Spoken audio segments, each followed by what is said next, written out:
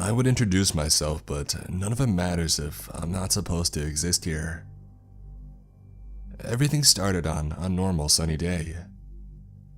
I stood in an alleyway with a few friends of mine as we talked and we smoked a cigarette. Everything was fine. Just one of those same stuff, a different day kind of days. People eventually develop habits and routines, and sometimes life becomes a little more than a monorail video game. This is how I felt at the time. Basically doing the same thing every day. Just like many others around me. It's just us dealing with life. I was standing there still talking to one of my buddies, and I noticed a couple of people running by. Soon after, I started to hear shouts and a lot of panicked voices. One of my friends that was facing me looked upwards and started to freak out. I wanted to know what all the fuss was about, and so I turned around.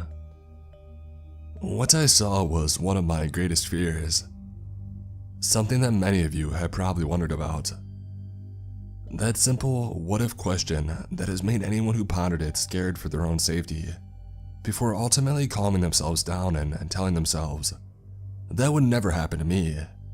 There's too much at stake for someone to do something that stupid. I look up to see a mushroom cloud in the distance. Realizing why everyone was collectively freaking out, I naturally started to do so as well. I started to run in the opposite direction, but about 3 or 4 strides in, I stopped running. I knew we only had seconds until we were all vaporized. Everything was so surreal. Not one person was prepared at all. No place to run, no place to hide, no warnings, nothing. The whole city was in a survival of the fittest state, as I see literal herds of people running in every direction, mainly in the direction away from the cloud. I watched as society broke down in front of me. Parents abandoning their kids. Random strangers taking those abandoned kids with probably not so good intentions. People getting trampled over hundreds of pairs of shoes, including heels and boots. Bodies were literally getting crushed by the weight of all the running people, to the point that blood was gushing everywhere. People slipping in others' blood puddles, just to join the flesh floor below. Bones crushing, people screaming for help but nobody answering. People were scattering around like bugs. I even noticed some people just praying for forgiveness, while someone else was being ganged up on right next to them. People literally turn into animals when everybody's life is about to be lost. I was disgusted by what I was witnessing. It was the moment that I hated humanity the most. It actually made me feel like we deserved what we were about to get.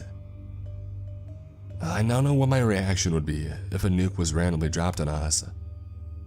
Like I said, I started to run with the rest when I stopped myself. And that's when I got disgusted at what we got reduced to. And then I thought to myself, we're all about to die right now. So why spend my last moments trying to scuttle around for a rock to hide under when there is none? Just get it over with then, if death is inevitable. I made sure I wasn't going to get pummeled down into the ground by the desperate people, and then I faced the mushroom cloud. I closed my eyes and I heard the rumbling of the wave get closer and closer. It got stronger and stronger, and then it got extremely hot all of a sudden.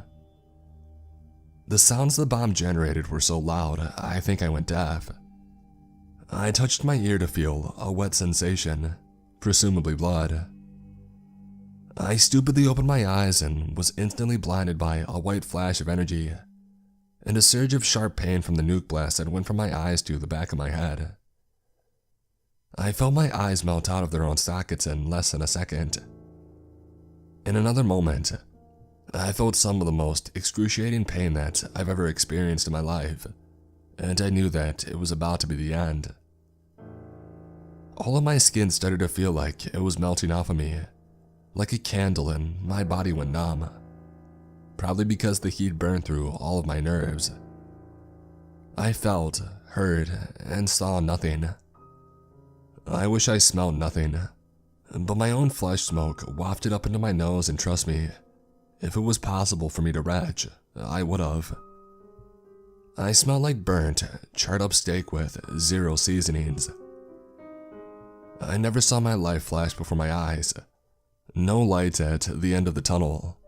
No demons dragging me down to hell. Nothing. It was just me and the nuke. The next thing I knew, I shot upright in a cold sweat, trying to catch my breath in bed. I couldn't believe that it was just a dream. It was so realistic that I could still feel the lingering wave of fear slowly diminishing the more that I woke up. The more awake I was, the more of a dream it felt like. You know exactly what I'm talking about. You wake up from a dream and you try to remember it, only for it to fade away back into your subconscious. Sometimes you remember fragments, sometimes you remember nothing. I put this strange dream behind me and went on with my day as I normally would. It went on eerily similar to how the beginning of my dream went, but that was kind of expected. As I said before, my life was just monotonic and repetitive, so a dream of me going through my daily routine wasn't unexpected. Eventually, I found myself in the same spot that I was in my dream. The only difference was the friend that I was talking to wasn't there this time. "Yo, where's Charlie?" I said to my other friend while taking a hit of my cigarette. My friend gave me a confused look. "Charlie? I don't know a Charlie." This confused me greatly because he was better friends with Charlie than I was. "Alright, really funny, dude. You two are practically brothers. Where's he hiding at?" His look of confusion didn't falter. "I don't know what the hell you're talking about, bro. Maybe you're talking about Nick or something. What does he look like?" "Seriously, dude, Charlie, a big guy like 6'3", redhead, never wears shorts." "Never heard of him in my life. Are you hungover or something?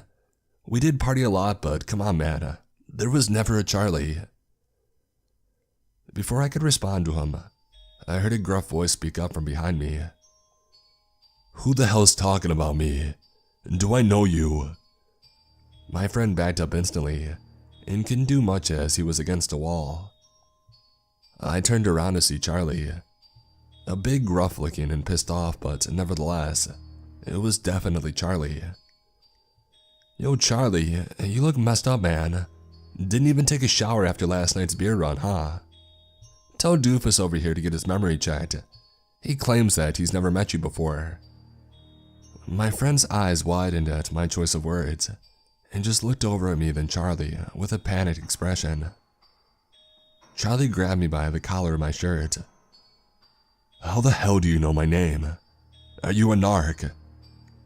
I was confused, so I tried to explain to him more. "What? Nah, I'm not no freaking narc.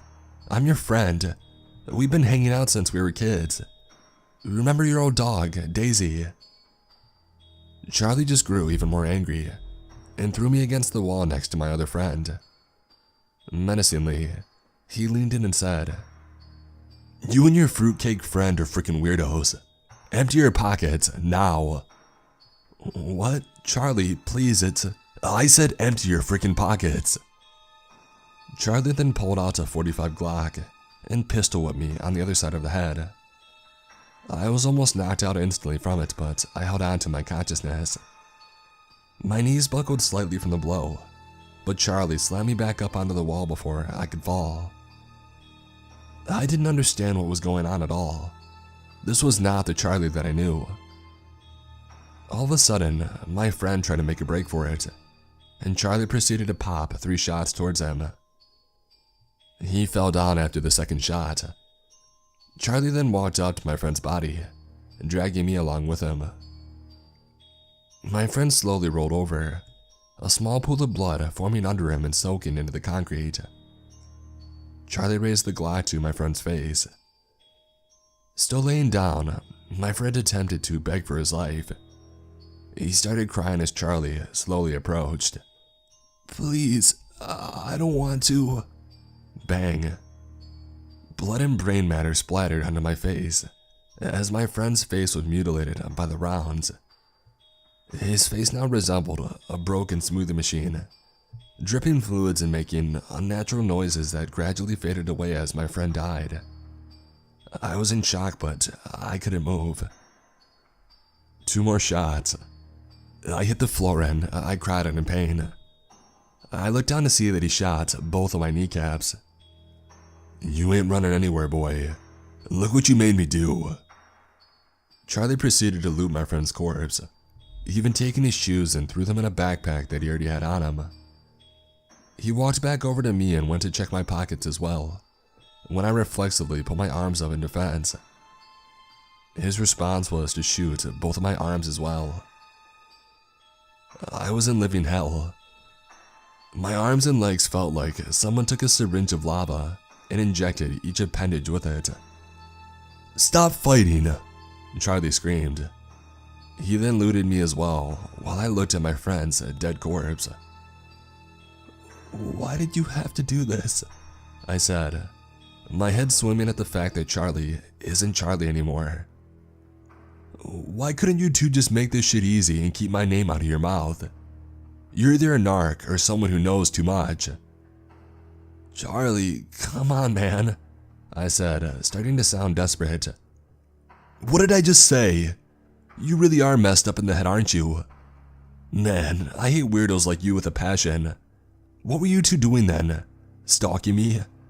You know I could have my way with you right now if I wanted to, and there wouldn't be jack shit you could do about it. But your nasty ass would probably like it." He looked down at me with disgust and spit on me. "Yeah, I might be a piece of shit, but people like you are worse than scum like me. Please, you took our stuff already, just let me live. I'm sorry for ever mentioning your name and it will never come out of my mouth again." He looked into my eyes with his dilated, soulless gaze and smirked. "Damn right it's not." Bang. I shot upright in bed with a cold sweat, trying to catch my breath. This was too much. That dream felt way too real just to be a dream. I still remembered the dream where I had gotten nuked vaguely if I thought on it. It was just like how you would remember an old dream normally, but also at the same time, it was too real. I sat there in bed, starting to wonder if all of the dreams I could remember in my lifetime were actually glimpses of past realities. After a long while of thinking it over, I tried to go on with my day and put the dreams in the back of my mind. This time, I avoided the alleyway altogether, but I was still scared if another nuke situation were to happen. I walked past the alleyway, ignoring my friend and Charlie, who seemed normal enough. I don't care if they think that I'm weird right now. That Charlie dream was just too fresh. If it turned out to be a nightmare after all, then I'll explain my behavior later. I just need to know if it was a figment of my mind, or if I really am in a twisted version of Inception. A few moments go by and everything was normal. I walked over to my usual bus stop and I stood there by the bus pole. Everyone seemed normal, just going on with their day. I looked up into the sky in every direction. No mushroom clouds. It's a good sign. My anxiety started to slowly diminish as I took in a deep breath of fresh air. I felt like I had beat the universe. I thought to myself, yes, maybe it was just a series of bad dreams after all. Distracted by my mini celebration, I failed to notice the speeding truck coming my way. I tried to move out of the way, but there was no chance. I got hit full force straight into the truck, and I felt all of my bones start to crumble as I flew into the air from the forest. I smashed into a huge storefront window, glass shattering everywhere and slicing my body up. I couldn't move a muscle. All I could do was bask in the pain as onlookers gathered around. Most of them were just standing there recording me. Still in my line of vision, I could see the asshole that had hit me. He was getting out of his truck as a couple of empty beer cans tumbled out of the driver's side door and started to walk over. As he got closer, I noticed that he didn't even have a scratch on him. Slightly stumbling, the drunken man looked over at me. "Sorry about that, kid. Should have been paying more attention." He then hiccuped and stumbled into the frame that used to hold the glass while getting back into his truck and driving off. Not one person tried to help or stop him at all. All I saw were people screaming, "Oh my goodness," or "Call 911," and the rest of them were just recording even more enthusiastically. I looked up to see a loosened piece of glass come hurtling down towards me. I could only watch as the shard went down and decapitated me. The scientists were right. Your brain does stay conscious for a small amount of time before your ultimate death. I had enough time to watch half of the crowd get mentally scarred from what they had just witnessed before I woke back up in my bed with a cold sweat. I have fallen, drowned, burned, and have committed suicide in multiple ways. I've been murdered by multiple people. I've experienced multiple natural and man-made disasters. I've seen many different wars, seen many different governments, thrown into many different families, and had many so-called friends. I've even lived in every time and era of the world that has existed or should never have existed. Life means nothing to me anymore. It never ends. I don't know which reality you're from, but before the universe takes me out again, I'm going to type this up and send it out. Maybe someone can see this and maybe someone can help me break this infinite loop of life and death. I don't know what I did to deserve this hell or if there is anything I can do to end this torture. If I die, I live. And if I live, I die just to live again. I'm not afraid to die. I'm afraid to live.